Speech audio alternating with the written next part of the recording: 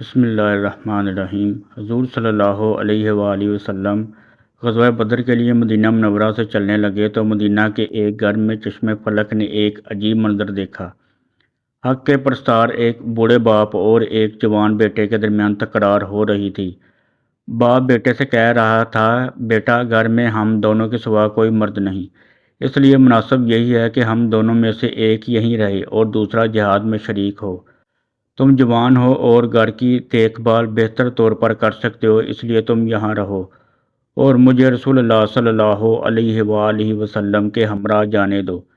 اس کے جواب میں سعادت مند فرزند والد گرامی سے کہہ رہے تھے، ابا جان، اگر جنت کے علاوہ کوئی اور معاملہ ہوتا تو مجھے گھر پر رہنے میں کوئی عذر نہ تھا۔ مجھے اللہ نے اتنی قدرت دی ہے کہ حضور صلی اللہ علیہ وآلہ وسلم کی ہم رکابی کا حق ادا کر سکوں، اس لیے آپ یہاں رہیے اور مجھے جہاد پر جانے کی اجازت دیجیے، شاید اللہ تعالیٰ مجھے شہادت کا شرف بخشے۔ بڑی رد و قد کے بعد باپ نے فیصلہ دیا کہ قرعہ ڈالتے ہیں، جس کا نام آئے وہ لڑائی پر جائے اور دوسرا گھر پر رہے۔ بیٹے نے باپ کے حکم کے سامنے سر خم کر دیا۔ قرعہ ڈالا گیا تو بیٹے کا نام نکلا۔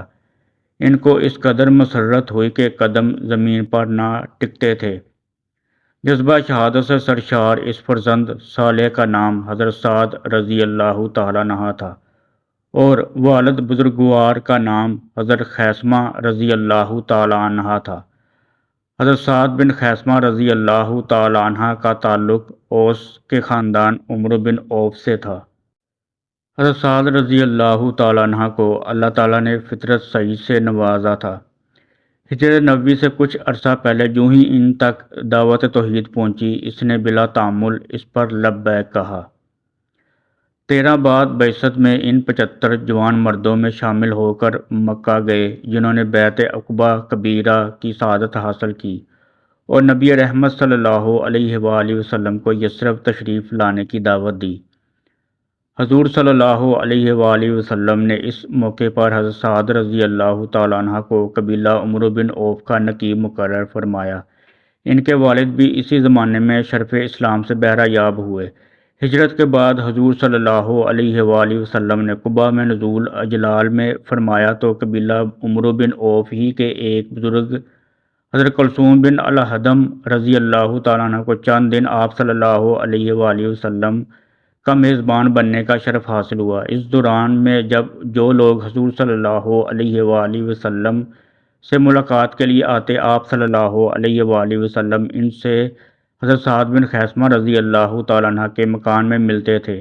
حضرت سعد رضی اللہ تعالیٰ عنہ نہایت نیک سرشخص تھے، اس لیے ان کو سعد الخیر کے نام سے پکارا جاتا تھا۔ انہیں حضور صلی اللہ علیہ وآلہ وسلم سے والہانہ عقیدت و محبت تھی۔ غزوہ بدر کے موقع پر جب قرہ فال ان کے نام پڑا تو نہایت ذوق و شوق سے حضور صلی اللہ علیہ وآلہ وسلم کی ہم رکابی میں بدر پہنچے اور کفار کے خلاف بڑی بے جگری سے لڑے۔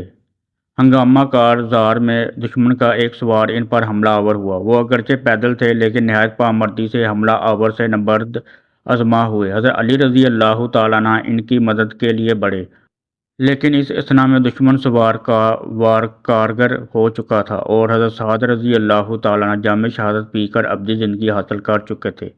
بعض روایتوں میں ان کے قاتل کا نام تیمیہ بن عدی اور بعض میں عمرو بن عبدود آیا ہے۔